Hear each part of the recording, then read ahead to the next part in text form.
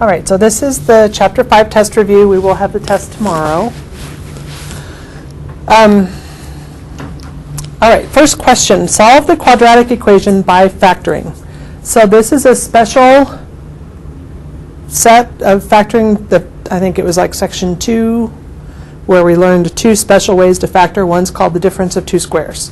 So if you have 2 square roots, perfect squares, I should say, and a different sign, it's called the difference of 2 squares, and you factor it by taking the square root of the first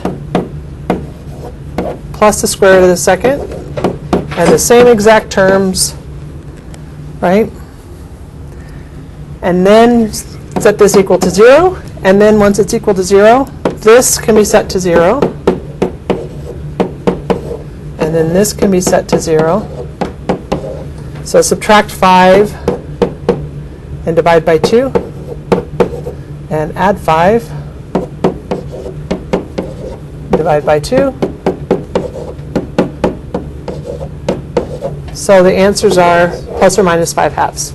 But it did say by factoring. So as long as you factored first and then solved, you could also add 25 over, divide by 4, take the square root. You get the same answer, but you didn't solve it by factoring. You solved it by taking the square root. Would that be possible to do with like a quadratic formula that Yeah. specifically? Yeah, you could do this with the quadratic formula. A would be 4, B would be 0, and C would be negative 25. Okay. You get the same answer. Same as factoring?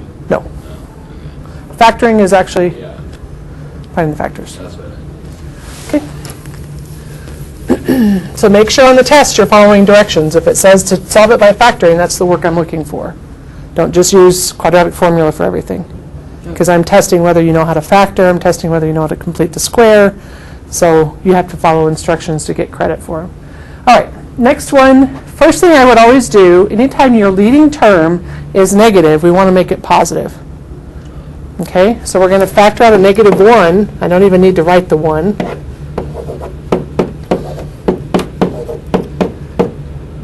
Plus 4. Okay, now when I'm solving this, the first thing I could do is just divide both sides by negative 1, and the negative goes away. Okay, so then I'm just left with that. Okay, when you solve it, whether the parabola opens up or down, if it's the exact same, like this is the equivalent of this, and if I solve this for the zeros or this for the zeros, that parabola is going to go through the same 2 points on the x-axis. And that's what I'm looking for when I'm solving, are those 2 points. I don't care whether it opens up or down. So that negative I'm going to get rid of after I factor it out. So I've got to make sure I switch the signs. Now, this is another special factoring technique that we learned. If the first term is a perfect square and the last term is a perfect square, you rewrite it with the square root of both, and you look at this sign. Whatever that sign is what goes here. And then you check it. If I have a squared binomial, this squared is 9x squared, this squared is 4, and then I check the middle term. 3x times negative 2 is negative 6x, times 2 is negative 12x, so I know it's factored correctly. So you're always looking for those perfect squares on the ends. You write it this way, where you take the square root of the first end, the square root of the second. The middle sign is always the sign of the middle term, and then just check it and make sure. If this, when I multiply together by 2, doesn't equal this, it's not factorable. Then you would have to use the quadratic formula. But if I'm asking you to solve it by factoring, it's factorable. Okay? You could do bottoms up here too. Yeah, that's good. You get the same thing. This is a faster technique. That's why it was in that special factoring. If you can recognize those special factoring patterns, you're going to save a lot of time. Okay? We set that equal to 0, and now to solve, we take the square root of both sides. I don't need to write plus or minus 0, it's just 0. Add 2, and divide by 3. So there's only one place that this parabola is touching the x-axis. So what does that tell you? One solution. One solution. And what does that tell you about where the parabola's vertex is? Where it was. Is that through 2/3? Oh, So what's happening is that parabola is coming down to the x-axis, bouncing back up because it's a double root. And so that parabola's vertex sits right there on the x-axis. It doesn't go through. Okay, so that's the x-coordinate of the vertex too, and the 0. So the y-coordinate would be 0? No, once you'd find the y-coordinate, you'd plug 2/3 in for this and solve, because this is equal to y. Well, I mean, if that's the only root, wouldn't that mean that it's... That y is 0. Yeah. Yeah, okay. yeah, yeah. Yep. Yep. Okay. Yes, that was a good question. Okay, this next one is much easier than most of you make it out to be. For some reason, probably half of you on the quiz in this section ended up distributing the negative and then multiplying these two together. This is not a multiplication problem. This is a subtraction problem. Okay? So maybe to keep it straight in your mind, the best way to remember it's a subtraction problem is to get rid of your parentheses. Because as soon as you guys see parentheses next to each other, all of a sudden you think you're multiplying. Okay, so get rid of parentheses. And how do we get rid of parentheses? We distribute. So what's really in front of this parenthesis? 1. So if I distribute the 1, I can get rid of those parentheses. And I end up with -5 minus 8i. Make sense so far? Now, there's a -1 in front of this set. So I'm going to distribute the -1 into both terms. -1 times -4 is positive 4. -1 times -8i is positive 8i. And now you can see there's no multiplication going on here. Okay, so don't miss that one and make it much more difficult than it has to be. This is just a subtraction problem. Okay, now I'm going to combine like terms. -5 plus 4, -1, -8i plus 8i plus 0. So this is the complex number form. Okay, and if it says write the expression as a complex number in standard form, remember complex numbers have real components and imaginary components. So -1 by itself is not the answer here. -1 plus 0i is. That's a complex number. Does that make sense? It's really -1, but to write it as a complex number, you need that imaginary component, even if it doesn't exist. Okay. This next one has an I in the denominator. And remember, I is the square root of -1, and we don't want roots in the denominator. Here, we can't simply multiply by I. If you multiply this by I get 2i minus 1, and I still have I. And I keep multiplying it by I still have I. I never get rid of the I. So we have to multiply it by the conjugate. You know to multiply by the conjugate if there's ever a plus or if it's ever a complex number, a real part and an imaginary part. If it's ever complex, you must use the conjugate. Okay? On the same note, if I have a problem like this, I don't need to multiply top and bottom by 2i. I just need to multiply by I. Okay, I see a lot, because you're going to make it into a problem that you're going to have to simplify at the end if you do that. It's much easier just to multiply this by I. See, there's no complex number here. There's no real component, so I can just do it by I. Here I have that real component, so I have to do it by the conjugate. So the conjugate is 2 plus I. The sign in the middle is the only sign that changes. You don't make both of them opposite. You just make the sign in the middle change. Okay? Now I'm going to FOIL. 2 times 2 is 4. 2 times I is 2i. 2 times I is 2i. I times I is -1. And in the bottom, I have 4 minus 2i plus 2i. Drops out. That's the point. And then minus I squared is plus 1. And then just combine. 4 minus 1 is 3. 2i plus 2i is 4i. And then I have 5. If I wanted to write it technically in standard form, I make the real component and the imaginary component. Questions on that one? All right. This time we're told to solve. And when I look at this, there is no middle term. So this is just simply getting everything that's not an x squared over to the right and then taking the square root of both sides. We had a whole section on solving using the square root. And if there's no middle term, you can do it this way. Okay? So 2x squared plus 1 equals negative 15. First thing, subtract 1. Divide by 2. X squared is negative 8. Recognize I can't have a negative. So I'm going to have plus or minus the square root of 8i. The I is on the outside, but the square root of 8 is 2 square roots of 2. So it's plus or minus 2 square roots of 2i. And if you put 2i, plus or minus 2i square roots of 2, that's fine too. I forgot the plus or minus. Yep. Every time you forget the plus or minus, minus quarter. So be careful of that on the test. Okay? I think it's plus or minus a quarter. Yeah. Next one, 1/4 x squared plus 1 equals 33. Subtract 1. 1/4 x squared equals 32.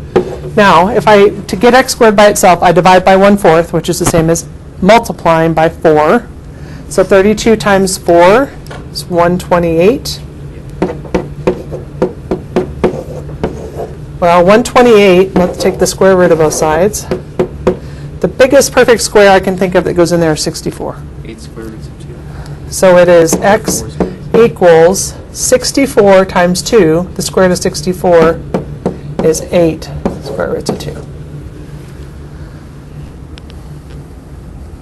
Good there? Now, if you didn't recognize 64 here, I know 32 and 4 are both factors because I multiplied them together to get 128. And I can see 32 can be split again with 16. 16 and 4 are 64, so it's 64 times 2. Just do a factor tree if you don't, it just doesn't come naturally to you. Yeah.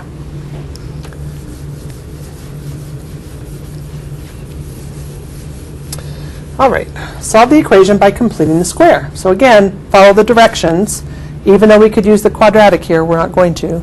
Even though, could I use, no, I can't use factoring because it's not factorable. But quadratic I could, but I'm not asking for that. I want you to complete the square. So x squared minus 2x, move the constant over. I don't have a coefficient, which is nice.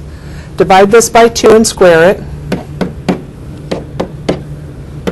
Then I go ahead and factor. Take the square root. X equals 1 plus or minus 3i. Okay. Next one.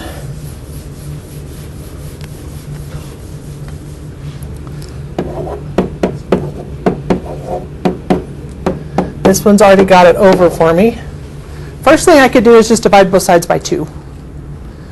Anytime you solve, you don't need to pull the 2 out and get it in vertex form. If I ask for you to put it in vertex form, that 2 has to come out, and you do that whole process we did with the posters. If I'm trying to solve, I can take 2 out of both sides. So this is x squared minus 4x equals negative 8. Half of negative 4 is negative 2. Squared is plus 4. And then this number is always whatever you square to get that number.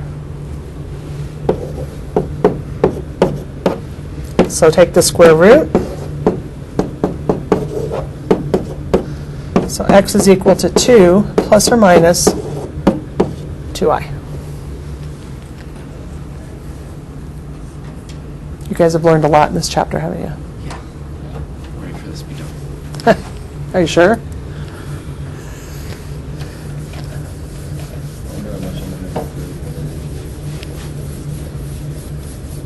Hopefully a lot. I think I already improved like 10. Okay. Okay, quadratic.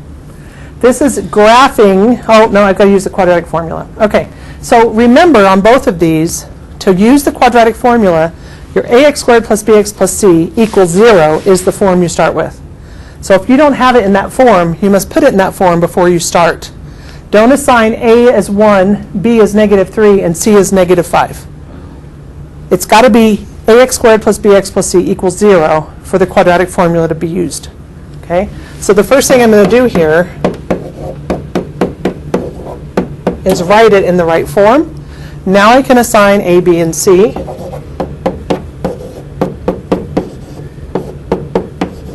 And because I've memorized the quadratic formula,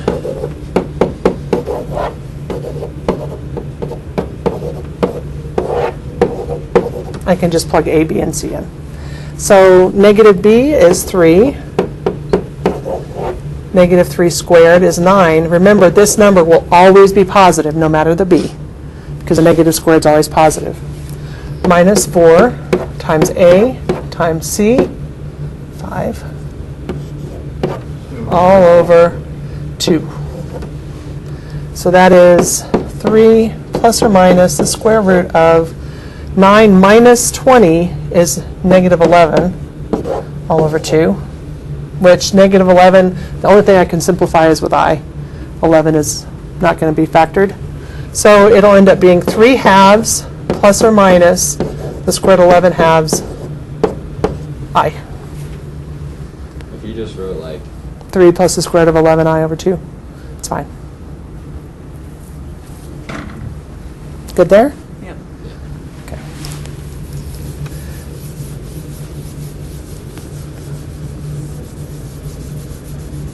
Next one, again, I've got to get it into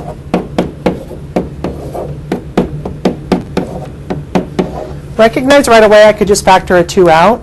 If I do that from both sides, my 2 disappears. That only works when you're solving. It doesn't work when you're factoring. When it's not equal to 0, you can't just eliminate the 2. You've got to pull it out. But since I'm solving, I could divide this whole thing by 2 and 0 by 2, and I'll still have 0 on the right, and I'll have a factored quadratic on the left.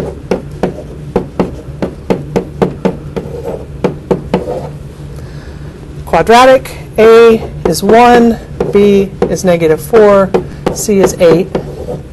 So 4 plus or minus the square root of 16 minus 4 times 1 times 8, all over 2. 16 minus 32 is -16.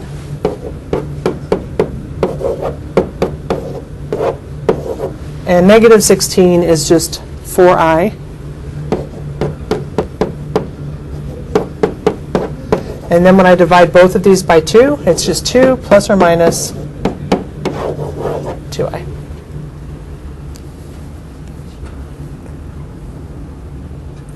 Good there? Yep. Fine.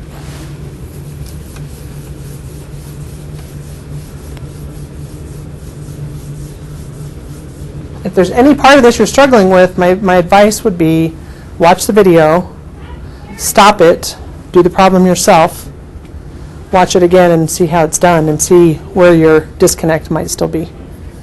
Okay? All right. The 3 graphing ones, one of them, well, 2 of them are just in standard form, and one of them is in intercept form. Remember, when you're graphing quadratics, you need to find the zeros, which is where they cross the x-axis, the y-intercept, axis of symmetry is helpful sometimes, and then you could even use another point that you come up with that's on the line. Like in our posters, we found 3 other points. So when I'm doing x squared plus 1, this one actually is pretty easy to put in vertex form. Because vertex form, remember, is y equals a times x minus h squared plus k, where hk are your vertex, is your vertex. So x squared plus 1, a is 1, hk is 0, 1. So I know that my vertex sits at 0, 1.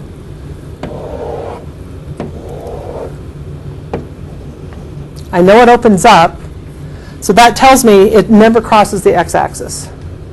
I could have checked that by solving, because remember, when you set this equal to 0 and solve, you're finding the x-intercepts. When I do that, I get x squared equals -1, so the square root of -1 is an I imaginary number, so it's not going to be on your real axis. So anytime you get an imaginary solution, it just means that that parabola never crosses the x-axis. Okay? So the other thing I could figure out is the y-intercept. Well, the y-intercept happens to be the vertex. So now I'm just stuck. I've got one point, the vertex. What can I do? Just plug in points. Plug in points. Okay? So on the test, I want, if you're going to graph it, I want the axes labeled, and I want the numbers on there because I want to know what your points are. I don't just want to sketch. Okay? So if I need to find a few more points, I can just plug that in. When x is 1, what's y? When x is negative 1, what's y? 2, right? Because negative 1 squared is positive 1 plus 1, which makes sense because this means where the vertex happens is my axis of symmetry. So every point is just going to be mirrored over that. I could do 2. When y is equal, yeah, 5, 1, 2, 1, 2, 3, 4, 5. Just mirror that point over. Don't even need to do another one. And now I can properly graph my quadratic. On the review, if we just got all the stuff and then just do a little sketch. If I see your points other than just the vertex, otherwise I don't know where the points are. I mean, if you found some other points but you just didn't graph them. Okay, next one. This is in standard form. So when it's in standard form, what do I know right away? I can look at it and I can find right away what? Y-intercept. The y-intercept. Negative Y-intercept 5. is negative 5. So I know that. The other thing, if it's factorable, I could factor it. This one's not. So I'm going to use the quadratic formula and find my x-intercepts. Okay. So negative b plus or minus the square root of 4 minus 4 times 1 times negative 5 all over 2. And 4 plus 20 is 24. Okay, 24, what is that? 4, so 2 square roots of 6. So 2 plus or minus 2 square roots of 6 all over 2, which is just 1 plus or minus the square root of 6. Those are my zeros. Now, when I'm graphing, if I'm doing it on paper, 1 plus the square root of 6 is about 3.4. 1 minus the square root of 6 is negative 1.4. That should be a point. So those are my two zeros, which means those are my x-intercepts. Okay? So now I've found a y-intercept, I found my two x-intercepts, I need my vertex. Well, what's the formula when it's in standard form? Yep. So negative b is 2, 2a is 2. So the x-coordinate of my vertex is 1. Now I just plug 1 back in.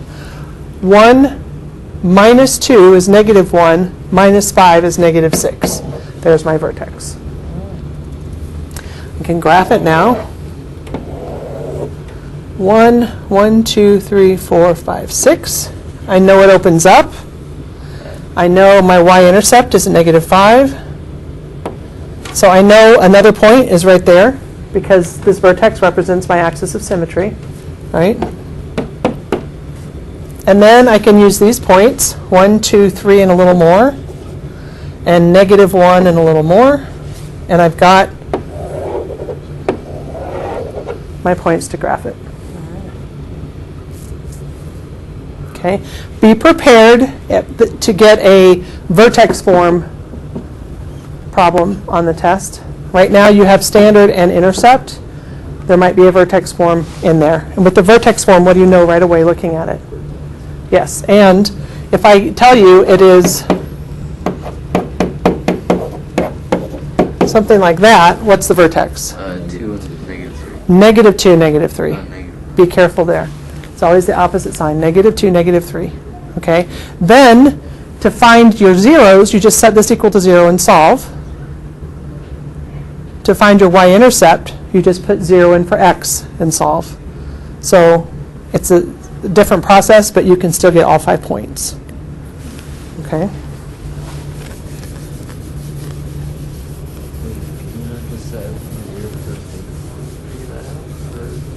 You can, that's what we did. When we set this equal to 0, we had to use the quadratic formula because we couldn't factor it. The only other way to do this one without the quadratic is to complete the square and put it in vertex form, essentially, and then solve. But it's faster to use the quadratic. Okay, next one. What form is this one in? Intercept. Intercept form. If it's in intercept form, what's obvious is just looking at it. The intercept. The intercepts, and what are they? -1. -1, +3. Good. Okay, so I'm going to go ahead and do that. -1 and 1, 2, 3. So if I look at these 2 points, where's the midpoint? Is it positive one? Yeah, +1, right? Halfway between. So that should be your x. So that's your axis of symmetry, which also tells you my x-coordinate of the vertex. So I'm just going to plug that in here, and I get 1 + 1 is 2. 1 minus 3 is -2. So my y-coordinate is +4. 1, 1, 2, 3, 4. Opens down. And it should open down because there's your negative. Okay, now we just need one more point. Or 2 more, but the one point we need is the y-intercept. To get the y-intercept happens when the x-coordinate is 0. So I put 0 in for x. I get 1, actually -1, and 0 minus 3. -1 times -3 is +4. That doesn't make sense. It's supposed to be 1. Yeah, thank you. 3. And then just mirror that over the axis of symmetry. And now you've got your parabola. It's all coming together? Yeah. Good. All right, find the discriminant. Remember, the discriminant is the radicand in the quadratic formula. And the radicand is just what's under the radical. Okay, the radicand then is that. That's the discriminant. So the first thing I need to do if I'm using anything with the quadratic is always to set this equal to 0.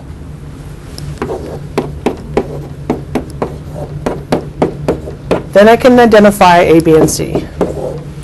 A is 6, B is 5, C is -4. I just plug it in here. B squared is 25. A is 6, C is -4. So it's 25 plus 16 times 6, 96, which is 25, 121. Which is a what? Well, the discriminant is just this. Oh, okay. Okay, so what are the 3 things that we know about the discriminant? If it's positive, There's two. 2 real solutions. And in fact, our 2 real solutions would be something plus or minus 11, because 121 would be under a radical. But the discriminant is actually 121, not 11. It's just what's under the radical. If the discriminant's negative, what does it tell you? There's no real solution. No real, 2 imaginary. Because remember, if you have a negative under the root, you know you're going to have imaginary solutions. If the discriminant is equal to 0, Then that's one solution. there's one solution, and it happens to be the vertex of that parabola. Okay, so the discriminant's really helpful in getting a quick check on whether that parabola is going to pass through the x-axis, bounce off the x-axis, or not touch the x-axis, based on what the value of the discriminant is. Okay. All right. Next one is discriminant again.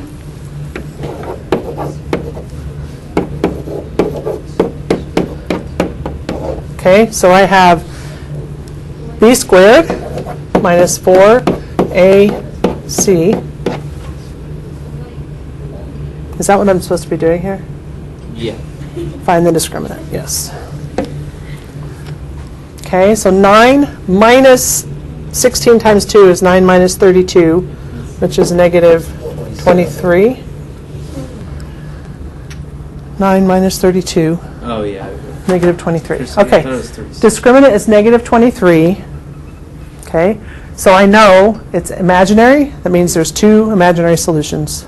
Will not cross the x-axis. All right, graph the inequality. We graph these exactly the way we graph quadratics, except we're going to have to add those two rules. Solid or dashed, shaded wherever it needs to be shaded. Okay, so y, this is the same as y equals 2x squared minus 1. So I could set it equal to 0.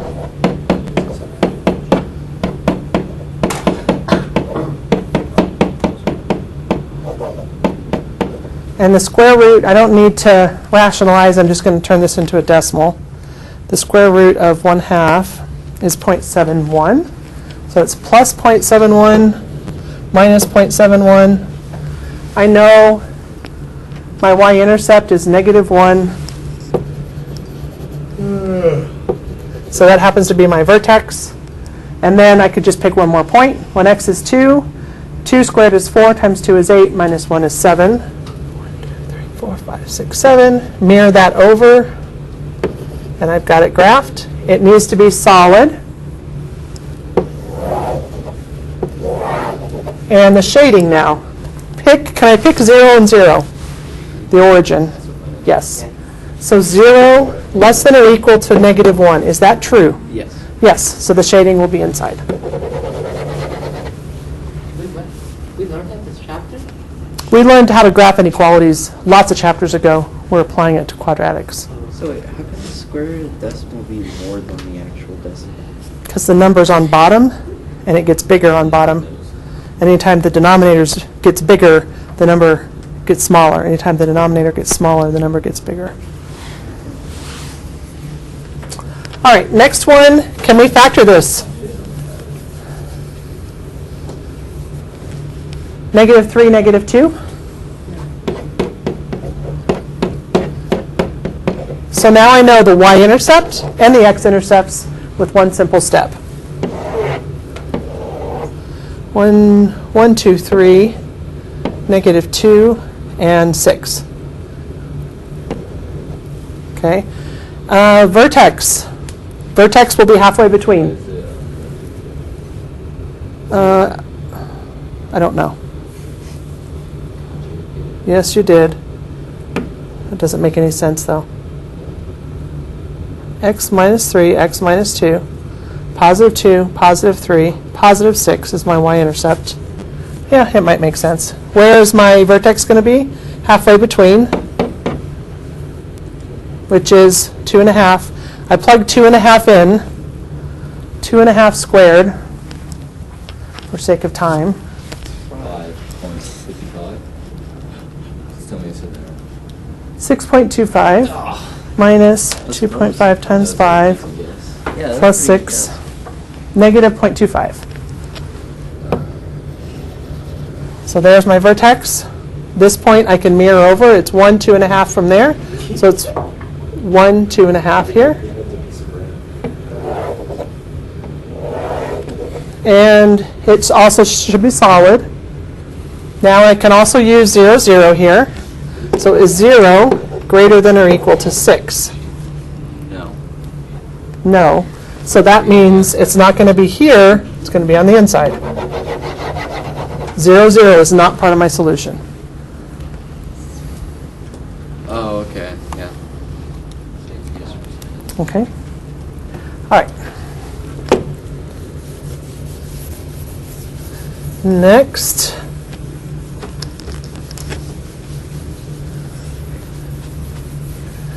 Vertical motion. The football is released into the air at an initial height of 9. Initial velocity, it gives us the formula, -16t squared plus vt plus s, where h is the height, t is the time, s is the initial height, v is the initial velocity. What's the question asking? Write the following how- quadratic function in Oh, vertex form. that's this though, isn't it? Oh. Is in motion. The football is released into the air at an initial height, initial velocity. It's caught at a height of 10 feet. Use the vertical motion model, where h is the height, t is the time, s is the initial, and v is the initial velocity, to find how long the football is in motion. So I'm looking for time. Okay, so if s is the initial height, What is the initial height? 9.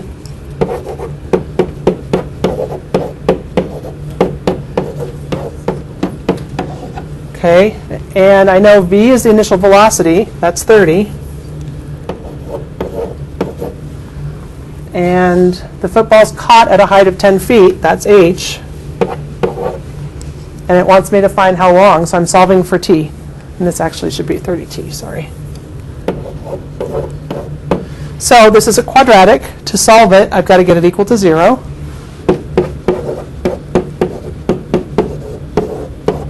When I subtract 10 over, right, divide by -1, just to get rid of that negative. Do you get like the same answer if you don't divide it? You should. Okay, quadratic formula. Negative b plus or minus b squared minus 4 times a times c all over 32. Now, I'm going to get a positive and a negative number. The negative won't work So it's just because it's negative time. So I'm going to take 30 plus the square root of 900 minus 64, and then divide that by 32. And it's 1.84 seconds. So this one, you just had to plug in everything they gave you, and then you end up with a quadratic where t is your variable, and you solve. I did these on C-Table and it took me 40 minutes. It was terrible. Well, you know how to do them now. Yeah. Okay, next one. I'll try and get through both of these. Write the following in vertex form. To write it in vertex form, we complete the square.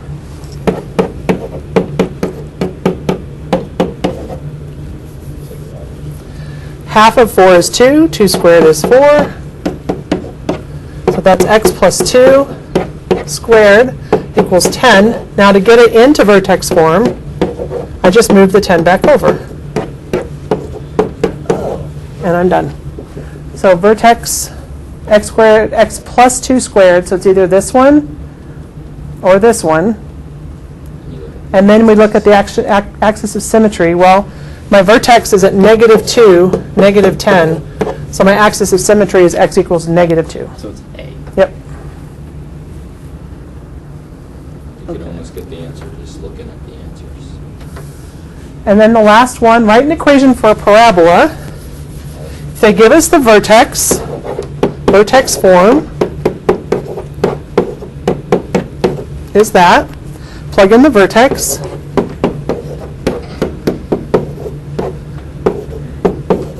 And they give me another point, so that's going to be x and y.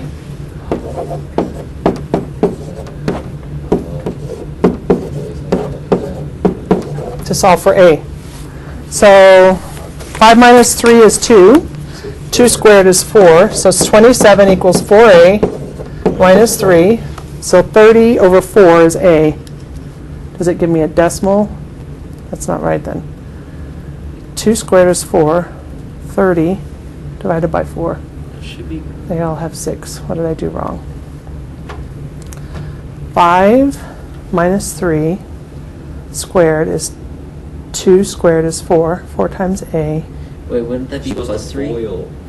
No, Not? no. What? Where? When- Oh, this Yeah, would be K plus would 3. plus. Yeah, Why would Okay. you not foil? because you don't need to solve. Why would you FOIL? So A equals 6. Well, if it's 5, 5 minus 3, you do parentheses before you do exponent. PEMDAS, right? 27 equals 4a plus 3. Subtract 3, I get 24 equals 4a. So A equals A equals 6. So now I can go ahead, put 6 here, and there it is, written in vertex form. A. Yep, And if we solve for A, then and then you have it. Mhm. All right. I think the next page is the answers. Yes. do you only foil if there's like X in the... Yeah, but even if there were, like here, I wouldn't FOIL. If I'm trying to solve, I set it equal to 0. subtract 3, divide by 6, take the square root. If you FOIL, you're going to get into standard form, and then you're going to have to use the quadratic formula. Here, you can just solve by using roots, and it's much faster. Okay. Test tomorrow, and then we'll start in on Chapter 7 on Thursday. What's chapter 7 about? Polynomials. I don't like the sound of that already. Oh, isn't it just going to be basically the quadratics, but with another? Well, it's not quadratics anymore. Now we're doing exponents bigger than 2. Weren't we gonna do 3. 3, 4, cubics. That, Yeah, I remember you saying that we were gonna go over cubics. that sounds terrible. It's awesome. I love this chapter Colhan coming up. told me quadratics was the hardest thing you're going to do. And Who did? Colhan. I think he lied to me. Well, we're going to get into how to do long division with polynomials to find zeros and synthetic division. It's awesome. Synthetic division. It's a faster way to do long division. It's not real division. It's not real. Just like I is imaginary numbers. I don't It was know. division made in a factory. Yeah. All right, that's it. I will post this.